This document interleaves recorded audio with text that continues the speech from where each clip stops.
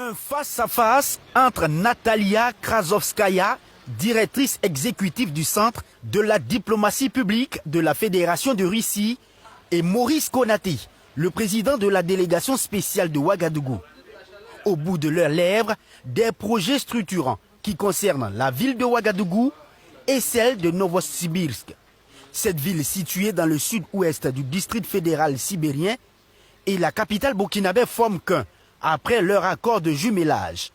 Et cette audience était le lieu pour la diplomate russe de rappeler la nécessité et le bien fondé de ce partenariat qui se veut fructueux. La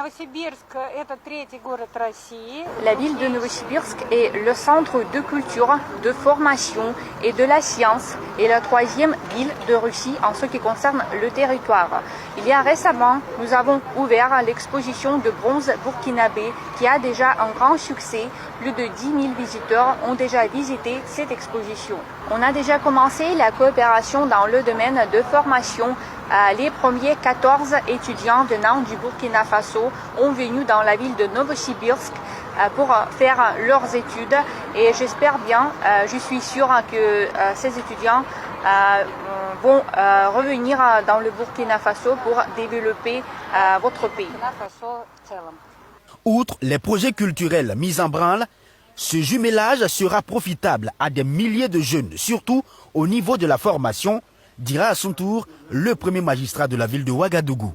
Les domaines de la mobilité urbaine, les domaines de l'assainissement, les domaines des infrastructures, les domaines de l'habitation, tout ça c'est des domaines dans lesquels en tout cas nous pouvons évoluer ensemble. Nous avons trouvé 14 étudiants burkinabés qui sont en Sibérie là-bas et qui étudient dans les domaines les plus pointus.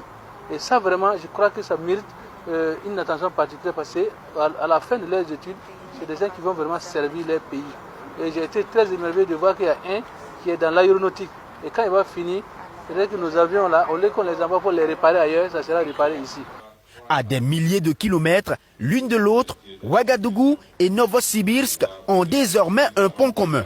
Un pont qui a été aussi possible grâce à la vision des deux présidents Ibrahim Traoré et Vladimir Poutine, précise Maurice Konaté, lui qui salue ce rapprochement tout en souhaitant que désormais d'autres villes burkinabées trouvent leurs jumelles avec des communes de la Fédération de Russie.